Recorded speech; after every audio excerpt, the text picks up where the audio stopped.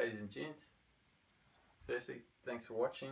There's been quite a few questions regarding my Instagram stories. Obviously, a few of you seen that and not too sure exactly what's going on with this blood glucose monitor that I've got attached to myself at the moment. So I just want to make a wee video just to sort of better explain what that's all about, why I've got it on, and what I'm sort of hoping to learn from the latest experiment. Some of you might have seen in some of my earlier posts that I've bought a small finger pricker blood glucose thing, like what diabetics use to test their blood glucose levels. This thing here on my stomach is sort of the Lamborghini of that.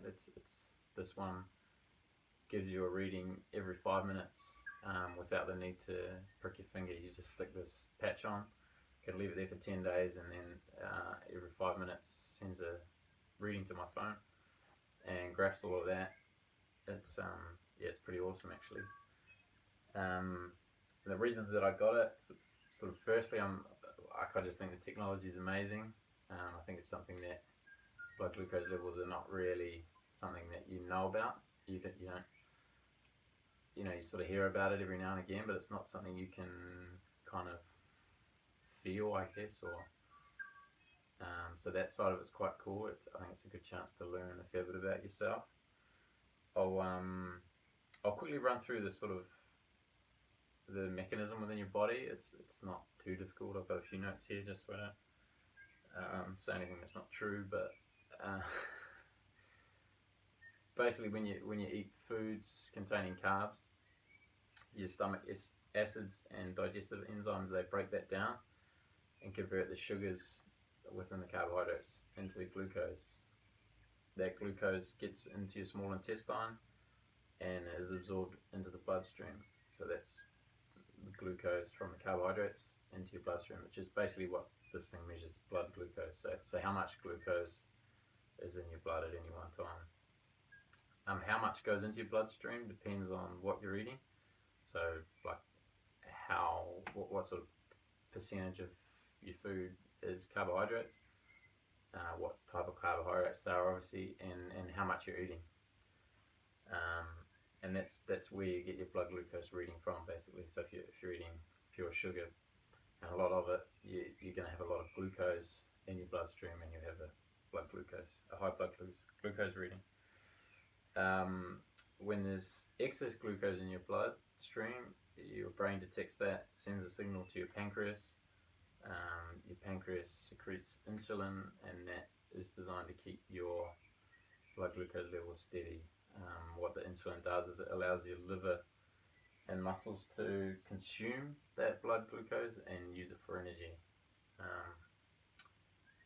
Anything that's left over, so anything that your liver, your muscles, I think they use the most, because your liver stores the glucose away as glycogen. You've probably heard of glycogen stores.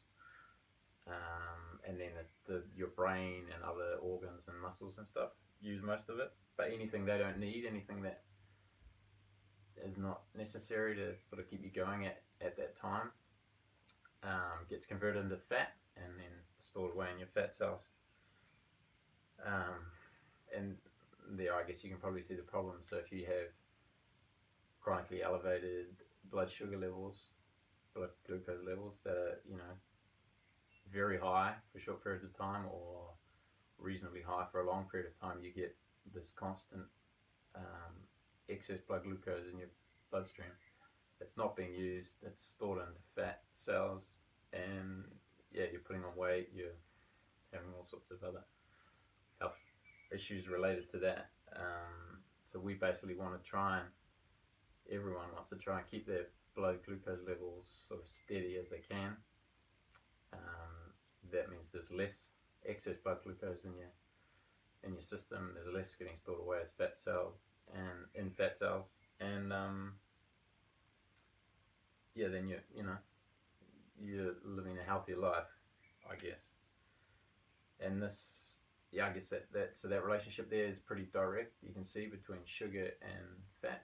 Well, sugar and getting fat, and that's part of why sugar's been getting such a bad rap off So I basically wanted to see, like, I think it's probably, some people might think it's strange for a guy like me, I guess, young, and reasonably active and stuff, and not overweight, to be worried about my blood glucose levels, but it's not necessarily that I'm worried about them. I think like I said, it's something you just you can't really feel, you can't judge, especially if you haven't heard anything about it or tested your levels at all. You can't sort of make that connection between the way that you're feeling and your blood glucose levels, and you don't know the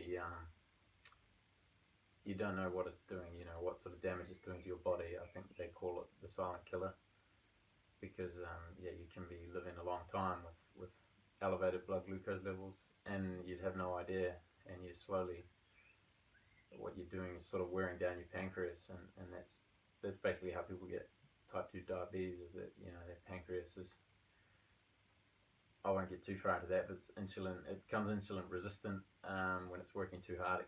Eventually it can't keep up with how much glucose is in your bloodstream, and it gets worn out, and then you stop producing insulin, and then you need to start putting insulin in externally. So I just wanted to see what my levels were like, average sort of levels during the day. Obviously make sure that that's all right, I guess, and then just to figure out which foods elicit a blood sugar spike in me, because obviously it's different with every person.